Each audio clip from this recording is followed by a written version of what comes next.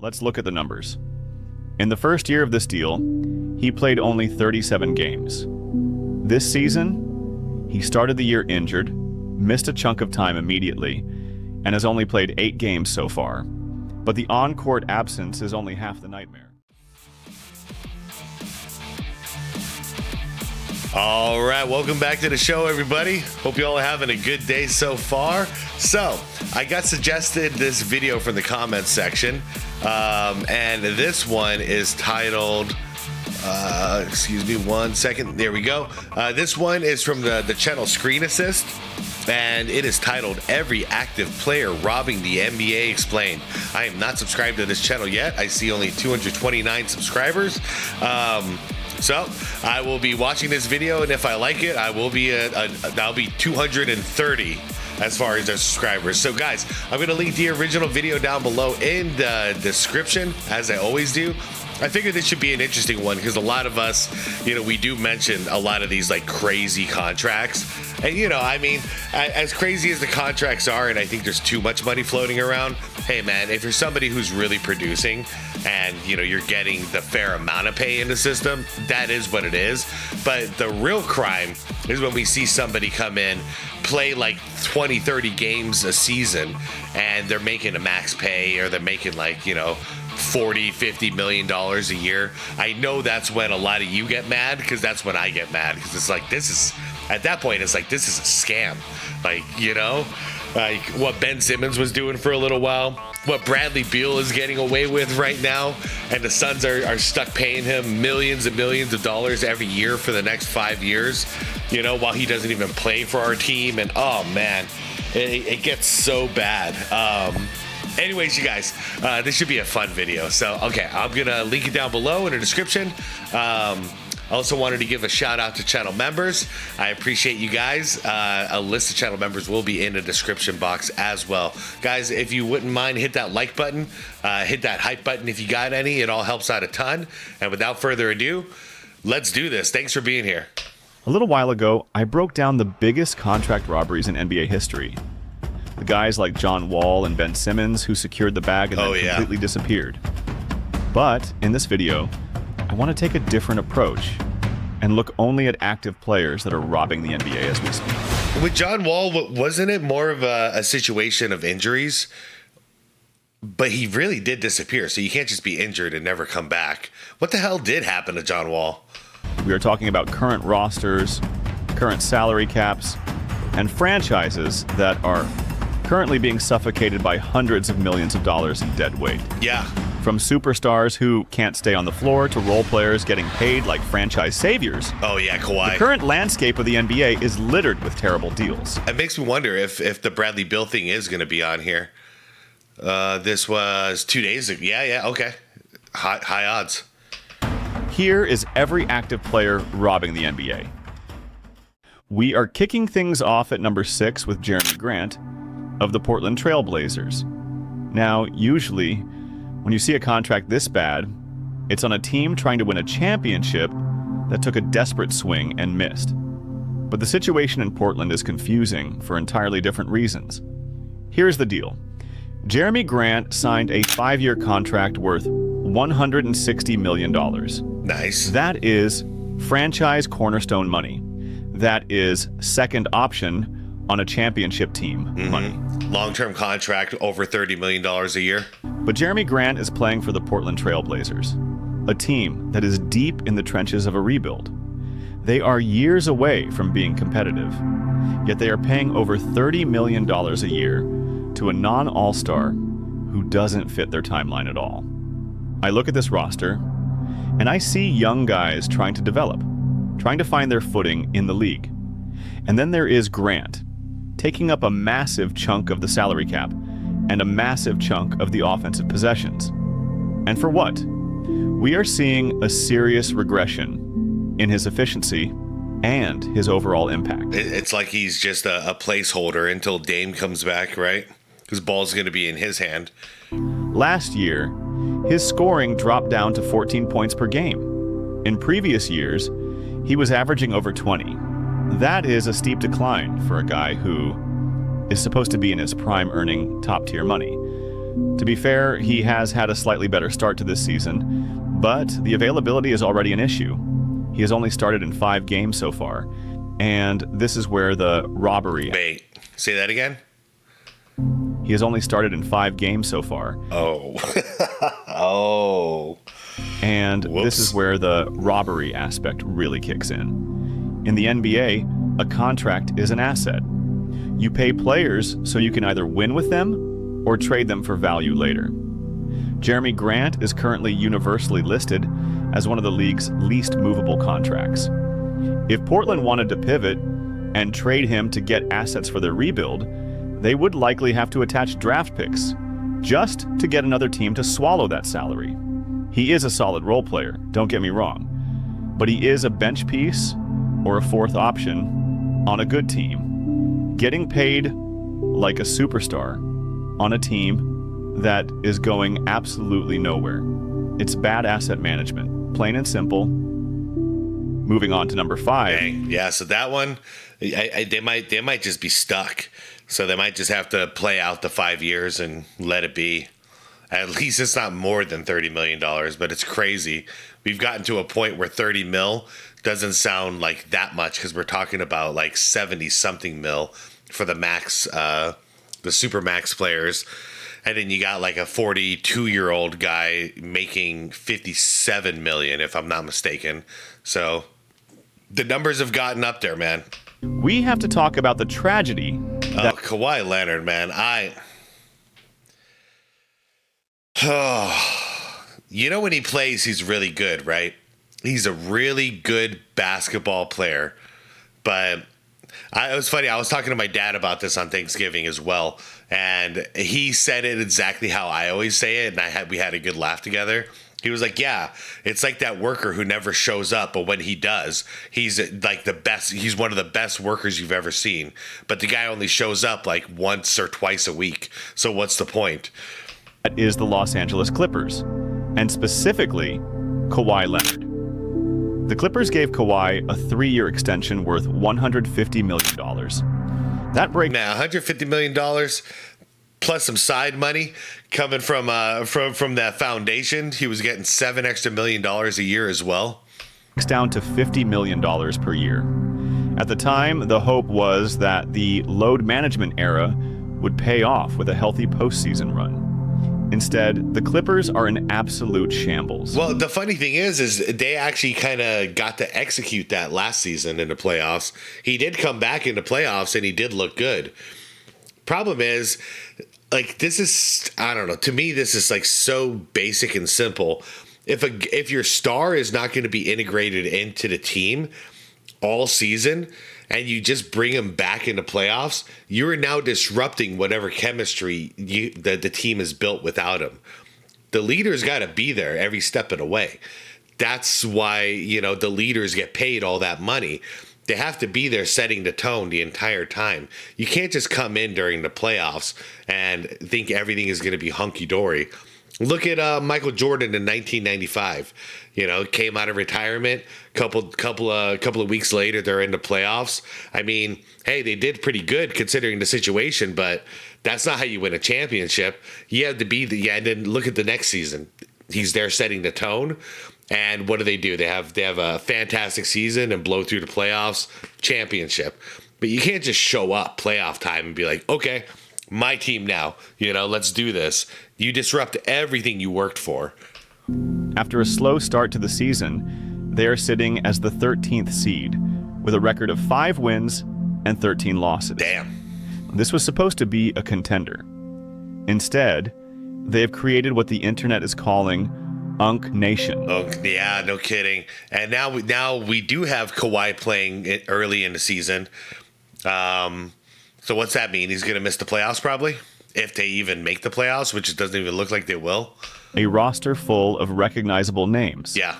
Who are all past their prime, with an average age of 33 years old.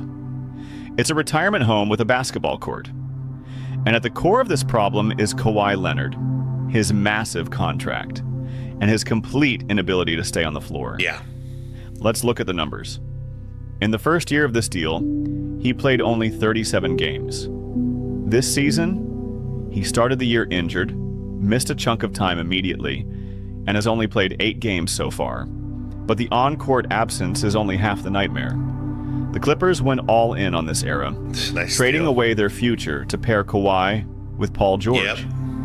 As a result, the Oklahoma City Thunder Paul George better be on this list too. Control LA's first-round picks in both 2026 and 2027 through swap rights. So the Clippers are bad, they are expensive, and they don't even own their own failure. They are tanking for another team. But here's where it gets even crazier. There is a scandal brewing that makes this contract look even worse. Journalist Pablo Torre recently revealed a report involving a company called Aspiration Partners, which was partly owned by Clippers owner Steve Ballmer. The report alleges that this company paid Kawhi Leonard $28 million for endorsement work that he never actually performed. Investors have sued Ballmer, alleging fraud. The NBA is currently investigating this as potential salary cap circumvention. Now, both sides deny everything, and these are just allegations right now. Yeah, Ballmer said he was frauded as well, basically. He's saying, I got scammed the most, is what he's saying, because he invested the most. Do I believe it? No, I don't. But fans have made their decision. When you combine a player who is past his prime, constantly injured, barely playing, and taking up $50 million in cap space, and then you add a potential scandal about illegal payments on top of it, it feels like the Clippers got robbed blind. Coming in at number 4, we have one of the fastest falls from grace I have ever seen. Oh, man. Yeah. You know what? I never liked his attitude, man. I don't like Jordan Poole's attitude, so I'm not a big fan of his. Like, he thought he had one good season and he was the next Steph Curry. That's the way I saw it. Like, he really thought he was at a god tier, and now, wow, has he been humbled. Jordan Poole of the New Orleans Pelicans. It wasn't long ago that Jordan Poole was looked at as the heir apparent to Steph Curry. He was the future Warriors star, a key piece of a championship run. He secured a 4-year, $128 million contract based on that potential. But in under 18 months, he has gone from a future star to arguably the worst dead money contract in the entire league. And all it took was one punch in the face. I honestly have no idea why the Pelicans traded for him. I don't either. New Orleans is a terrible franchise right now.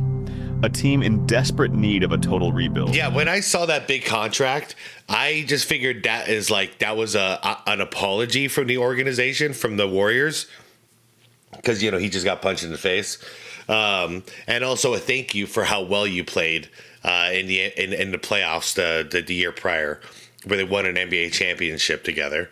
So I thought it was both of those things. Thank you, and we're sorry. But for another team to take on that contract made zero sense to me. I thought he was going to be locked in with Golden State for many years to come, because no one would want to touch that contract.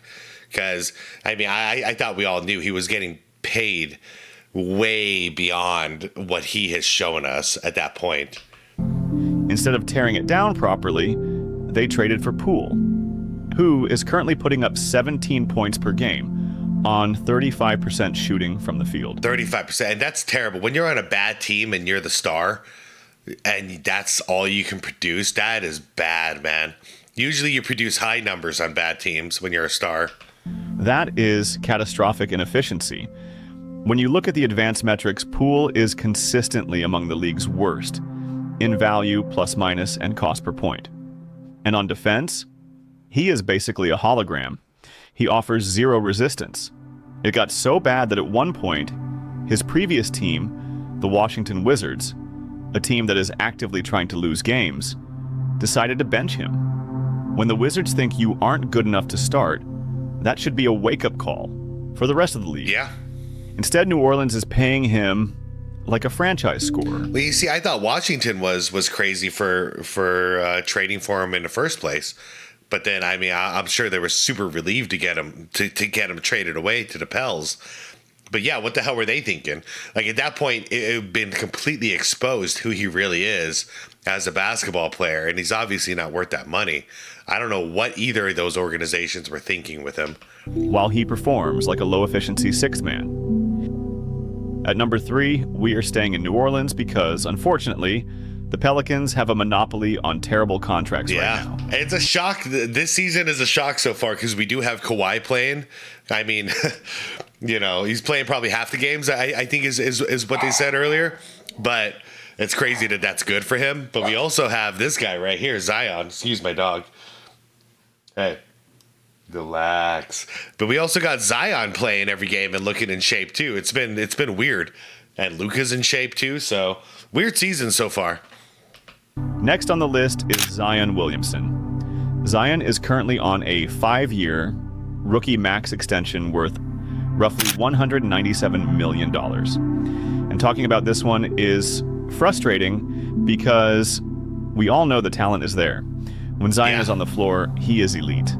He is an unstoppable force of nature. But the problem is, those moments are becoming rarer and rarer.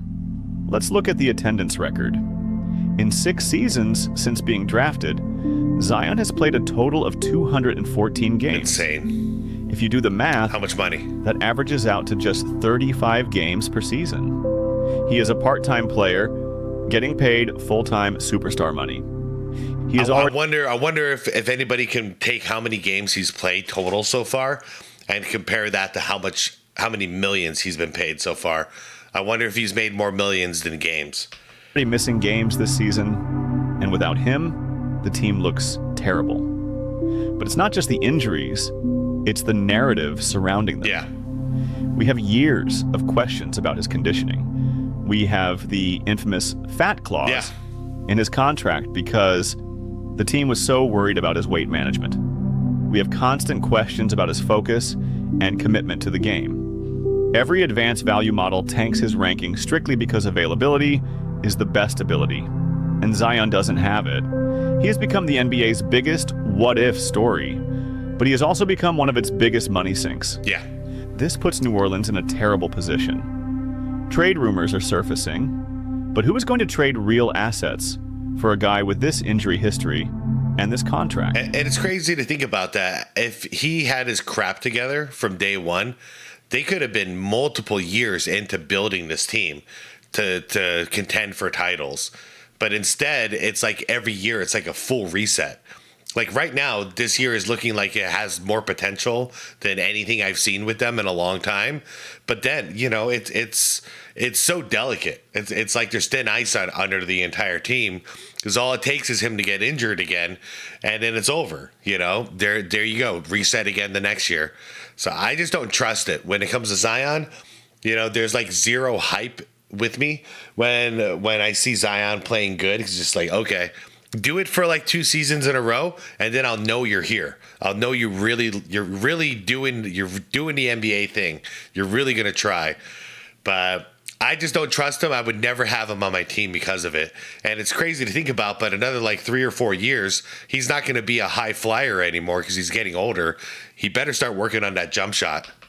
He is arguably untradeable. This leaves the franchise in shambles. They can't fully embrace a tank because they have Zion on the payroll, but they are unable to compete because Zion is never on the court. He is robbing them of a direction. It's just crazy to see in all these clips his weight fluctuating by like 50 to 60 pounds every clip. I'm terribly sorry to interrupt, but please like and subscribe if you can. I'm a small creator with no team, and each video takes over 20 hours to make. So your support truly makes a difference. Got it. Now, let's get back to the video.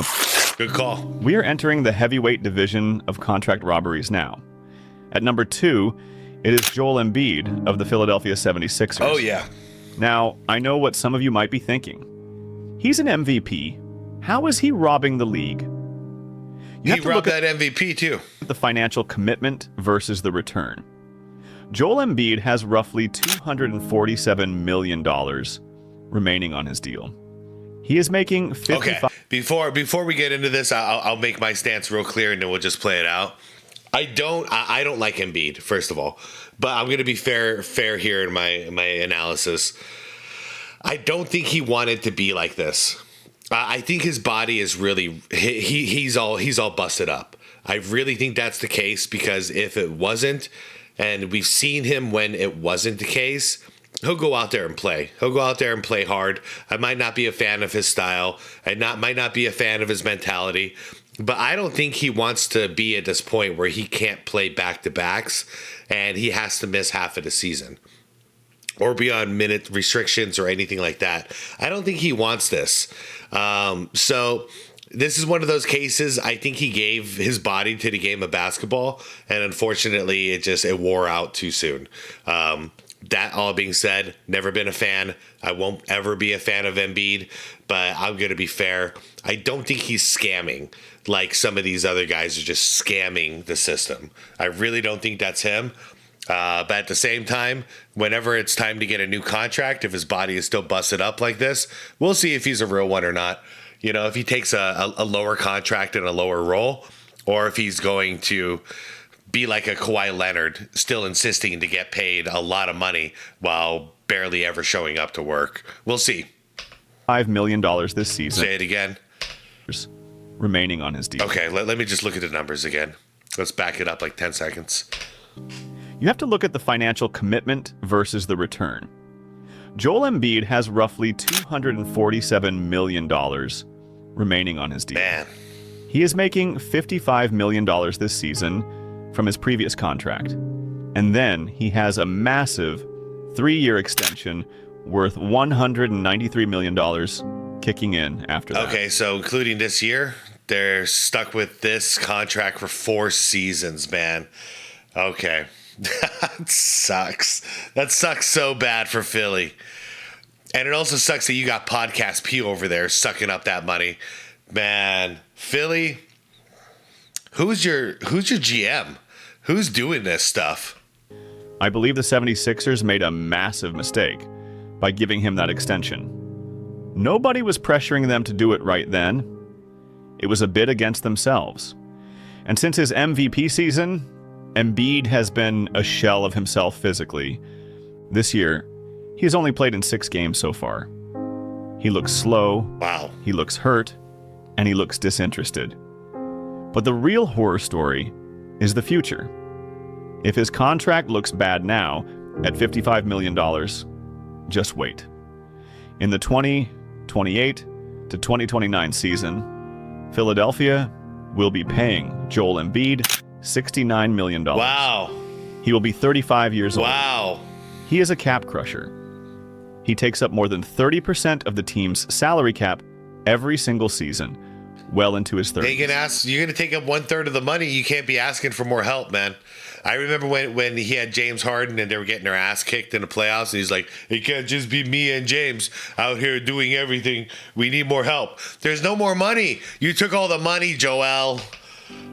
And the argument from fans and media is becoming impossible to ignore. You simply cannot build a championship team around a guy who is never healthy in May. And if that wasn't enough, we have to talk about the playoffs. Even when he is healthy enough to be on the court, he has a reputation as a playoff choker. Yeah, he ain't getting it done. He has never been past the second round. So you are paying $250 million money for a player who is constantly injured during the regular season and disappears during the postseason. He appears on worst contract lists purely due to the combination of risk and durability. He is a top-tier superstar attached to a terrifyingly fragile financial commitment. And finally, at number 1, we have the other half. I called it. All right, so Bradley, I called this one, but I was thinking Bradley Beal would be on here too, because he's consuming a ton of money from Phoenix still to this day. But Podcast P, man, let's do it.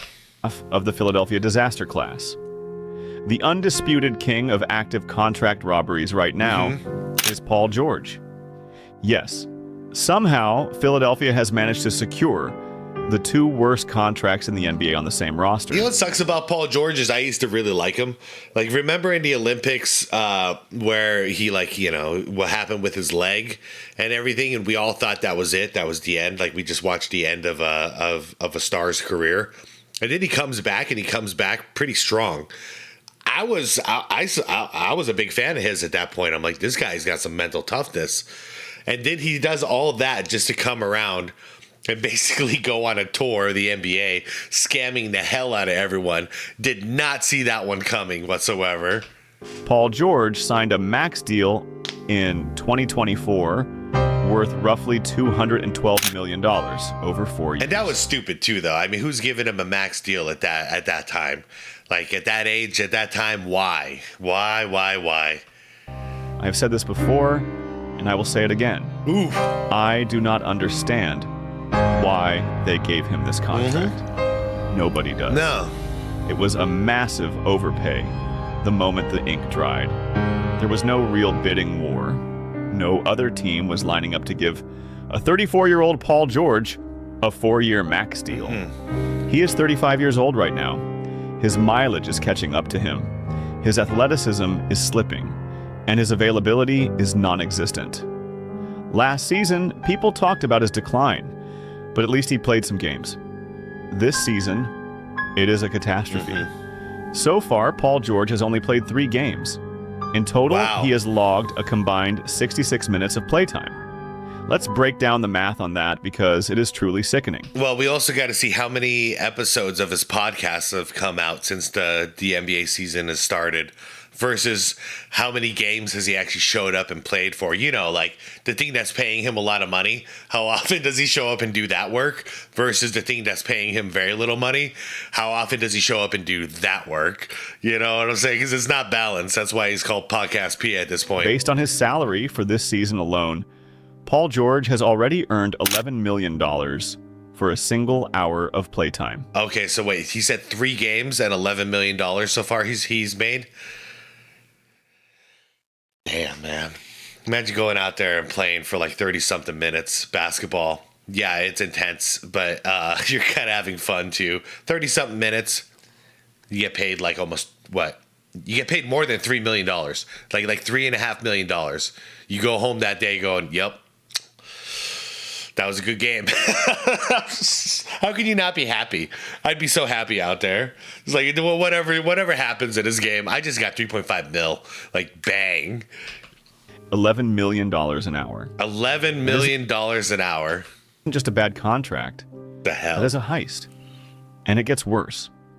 The Sixers will be paying him $55 million when he is 38 years old. Wow. Who thinks a 38-year-old Paul George is going to be worth $55 million? No. Between Paul George and Joel Embiid, Philadelphia is in an absolutely disgusting situation. They have capped themselves out for half a decade on 2 players who cannot stay on the floor. At this point, they will be lucky if they can trade these players for a bag of chips. Man. Paul George isn't just robbing the Sixers. He is holding the entire franchise hostage. So there you have it. Great video. These are the players who are currently draining franchise bank accounts while delivering diminishing returns.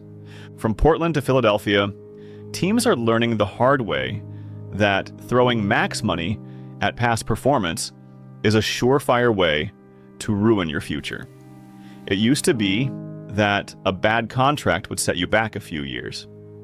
But with the way these new Supermax deals are structured, mistakes like the ones we talked about today can sink a franchise for a decade. The money in the NBA has never been higher. But as we are seeing with the Sixers and the Pelicans, the risk has never been higher either.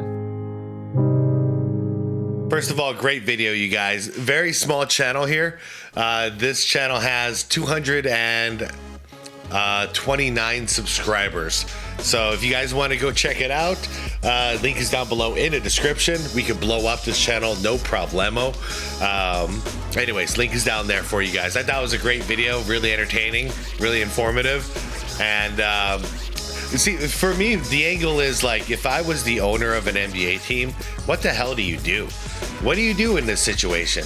Because it's easy for us to be at home and be like, well, just don't give long-term contracts. No one's gonna sign with you. Oh, well, don't give anybody any more than like 30 million a year. No one's gonna sign with you. So then you end up like having 0 stars, which, okay, you got a 0-star team. Eventually someone in your roster is gonna rise up to star. I mean, you're gonna hope that happens, right?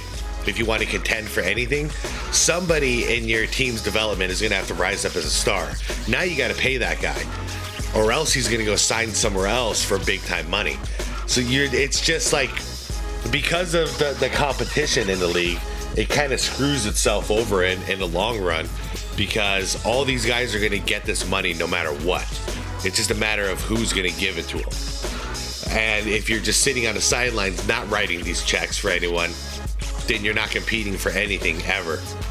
You know, you just end up being one of those teams that's just floating around, never making the playoffs, you know, getting draft picks all the time. But eventually you get a good draft pick and that person becomes a star, and then they go sign somewhere else for big money. Like, how do you do it nowadays? I don't see it. And there's zero loyalty on either side. Teams are not loyal to the players, and the players are not loyal to the teams. So, like, I don't see a way around this. Unless there was like a league-wide rule, you know, no contracts beyond 2 years or something like that. So if you do scam a team, you can't scam them for hundreds of millions of dollars. You might be able to scam them for, like, you know, 100 million. It's still a lot of money, isn't it? Damn. But I think a lot of these big contracts, the ones that are the screwiest are the ones that are like 5-year plus deals. You know, because you can't get out of this. So you sign a big deal and then you're stuck with this guy like Embiid, for instance, for 5 years, making more and more money, increasing money each year, while their production is going down every year. Like, it doesn't make sense. But if you can at least lock it into 2 years, then you go, okay, well, that was a bust, but at least in 2 more years, we're out of this. And if we really don't like it, we can just buy out the contract. You know, because it's like, okay, we'll just eat it for 2 years, but we got to move on and get some, you know, get some other talent in here that we can build around. So I think that's my only solution, but I don't think it'll ever happen. But yeah, like make it to the point where nobody can sign a deal that's longer than two seasons, and that's the only way you can cut down on some scamming. But these 5-year plus deals are terrible when it comes to this. Anyways, you guys. Oh, man. Unless we have, like, stipulations where if you... No, never mind. I was going to say if you don't play a certain amount of games, then they have the right to void the contract. But then you got injuries, and then we got load management and all this other crap that's going to get in the way of that. So I take it back. What do you guys think is the solution to this? Like, that's the only thing I can think of off the top of my head. What is your solution to circumvent this? Because this is a huge problem that just keeps getting worse. So, anyways, let me know what you guys think. I'll be reading the comments, so I'll see you guys down there, okay? Anyways, thanks for watching. I appreciate y'all being here. Had a good time. Like the video. Subscribe to the channel if you want more content like this. And most importantly, is to be water, my friends.